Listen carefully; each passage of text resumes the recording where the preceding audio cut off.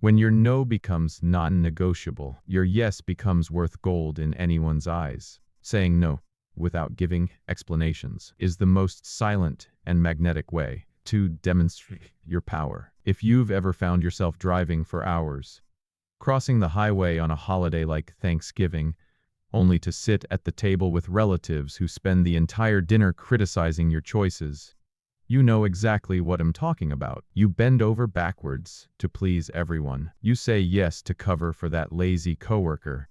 Agree to help friends who only remember your existence when they need a favor.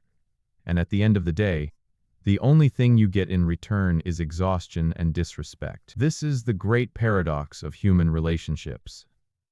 The more you try to be the nice and accommodating person, the more you are treated like a disposable clearance item. The harsh truth is that people do not respect those who are always available. They simply use these people as a doormat until there is not a single drop of energy left. Today, we are going to break this cycle. You will discover how to stop being the emotional janitor for others and start attracting a level of respect you never imagined, simply by mastering the art of rejecting what doesn't serve you. But to understand how to activate this magnetism and attract true respect, we first need to look closely at the trap that many good people end up falling into without realizing it. We often grow up believing in the illusion of the Good Samaritan. Society and even popular culture teach us that if we are always kind, if we turn the other cheek and swallow our pride, we will eventually be rewarded with loyalty and love. But everyday reality does not work like a Hollywood movie script. When you give in all the time, you are not buying anyone's love.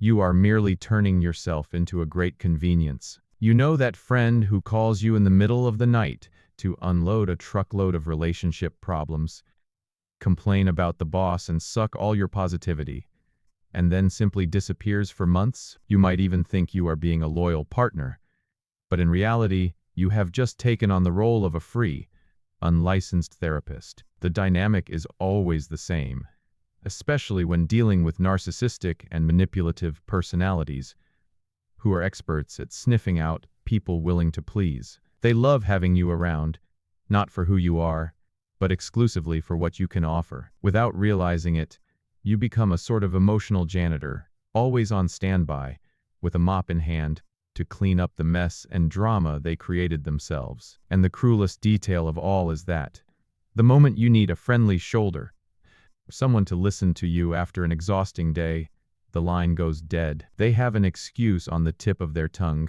or simply change the subject. Relationships that only work based on your usefulness are neither genuine friendships nor healthy family connections. They are parasitic transactions. Believing that your continuous sacrifice will one day make them see your true worth is the same as expecting a leech to develop empathy for you. It simply will not happen. That is why it is essential to stop trying to fix adults who deep down love the victim role, because it gives them an excuse to keep demanding your energy. Understanding that you are not a rehabilitation center is the first step to setting yourself free. However, the true acid test is not realizing this, but rather facing what happens the exact moment you decide to turn off this tap of favors and finally say a no. The exact moment you decide to prioritize yourself and establish this boundary. Do not expect to receive confetti or pats on the back. On the contrary, prepare for the counterattack. As one comment brilliantly summarized in our space, when you start imposing limits, the snakes hiss, and hiss loudly. The same people who benefited from your lack of boundaries will be the first to try to make you feel like a monster for finally saying no. They will accuse you of acting cold, distant, and will throw it in your face that you have changed. And you want to know the truth? You really have changed, and that terrifies them. What they call selfishness is, in reality, your self-respect being born.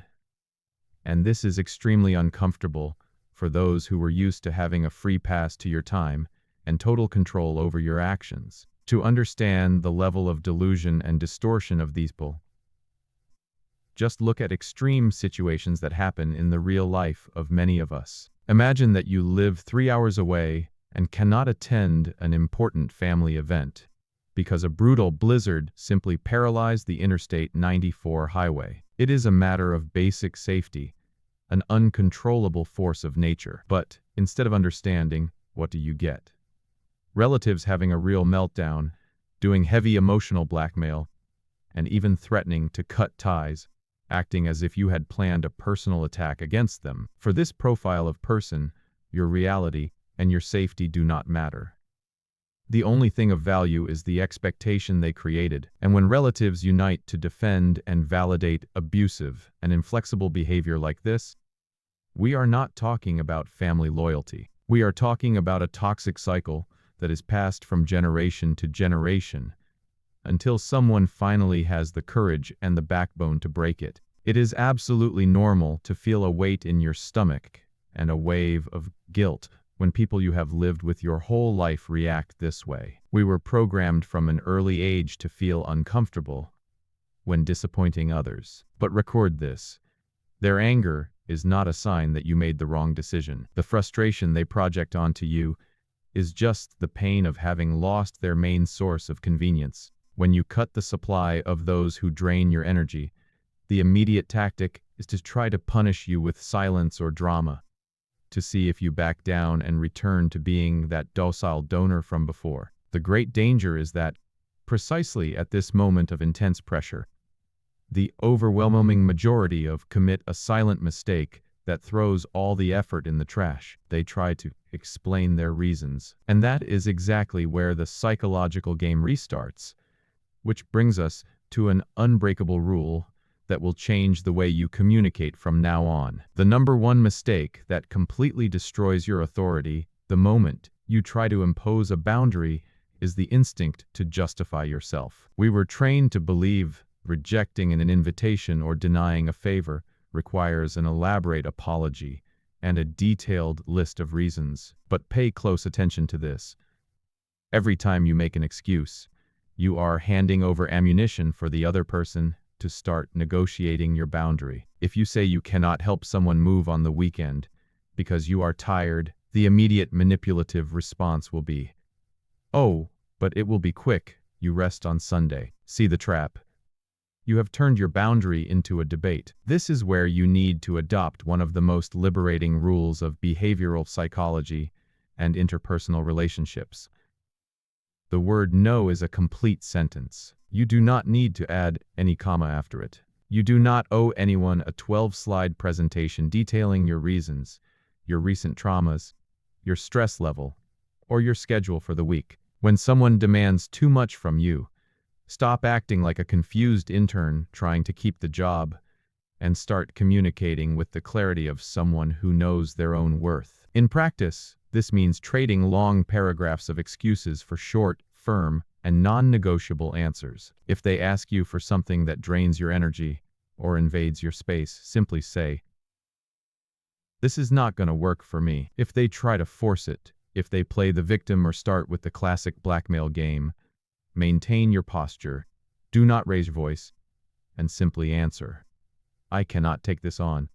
This is my decision." The magnetic secret lies not only in the words you choose, but in the silence that comes right after. Let the silence become awkward. Let the other person deal with the weight of your boundary without trying to fill the void with nervous justifications. When you master the art, not explaining yourself, the people around you stop testing you. They instinctively realize that your word is a concrete wall and not a half-open door waiting to be pushed. However, it is an inevitable fact that adopting this firm posture will end up severely filtering your social circle. And it is exactly at this point in the journey that many people panic when looking around and realizing the contact list has drastically shrunk, forcing us to face one of the greatest human fears head-on and make a definitive choice about who we really want to share our journey with. The reality that almost no one has the courage to admit, and that many people express painfully in the comments, is that when you stop being submissive, you will inevitably find yourself more alone. There is a visceral and collective fear that haunts us, programmed into us as social beings, which is the feeling of being rejected or excluded from the tribe. Because of this blind fear, we spend years in toxic behaviors, microaggressions, cheap sarcasm, and relatives who feel entitled to diminish our achievements, all under the pretext of keeping the family together or not creating unnecessary confusion. But what no one tells you is that the price for this false harmony is the disrespect for your own identity. And you end up paying this very expensive bill in an invisible way every day of your life. The big mental game changer happens when you decide to reframe what the word loneliness means to you, transforming the lack of company into a luxury filter. Solitary peace is infinitely better than accompanied chaos. There is a deep level of exhaustion in being surrounded by people at parties, Sunday lunches, or company happy hours, and feeling surrounded by strangers you swore were your friends. The emotional wear and tear of wearing armor just to coexist with leeches is not worth your ticket into a fake social circle. Even if these people share the same blood or last name as you, being alone is not a punishment for your rebellion.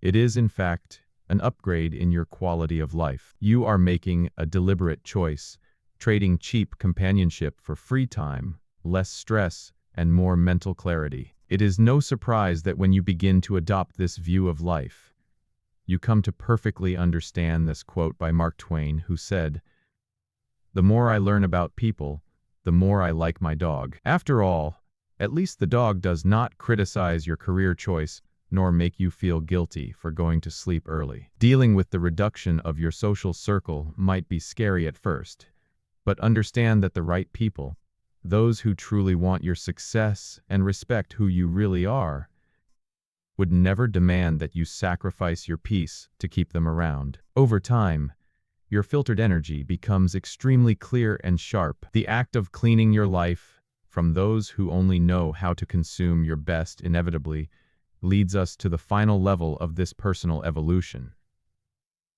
The profound transformation of how the world will come to see you and your worth. When you stop accepting any kind of mediocre treatment just to secure some company, something almost magical happens to the way the world starts to see you. This is where the true magnetism of respect comes in. Think about the basic dynamic of any market. Everything that is excessively abundant and easy to get immediately loses its value. If you are always available, always saying yes, and always bending your own limits to accommodate the mess or discomfort of others, you are, in practice, putting yourself on the clearance shelf of life. You turn into that item with a 70% discount that everyone grabs simply because it is cheap and convenient, and not because it has real value. But the exact moment you lock the door of your availability and start demanding respect as a non-negotiable prerequisite for anyone to access your energy, your value skyrockets. You stop being a cheap convenience and become a luxury item, and the golden rule is very simple. Luxury items do not chase after anyone. They demand to be earned. This is the magnetic and silent power of saying no. It sends an instant and subconscious signal to the brains of other people that you are the prize of your own story. Human nature is deeply fascinated by people who cannot be bought, controlled, or easily manipulated. Your total lack of need to please creates an aura of self-confidence so strong that it begins to attract exactly the right kind of individual. Genuine friendships and relationships based on reciprocity are naturally pulled into this new frequency of yours, while emotional vampires and energy suckers make a hasty retreat, simply because they realize that, with you, the supply source has dried up completely. This unshakable posture not only shields your mental health against external attacks, but also paves the perfect way for the most important decision you will need to make about who truly deserves to occupy a front-row seat in your future. And this is exactly why you should never be afraid of losing people who, in reality, never knew how to value your presence. Closing the door on those who constantly disrespect you is not a loss.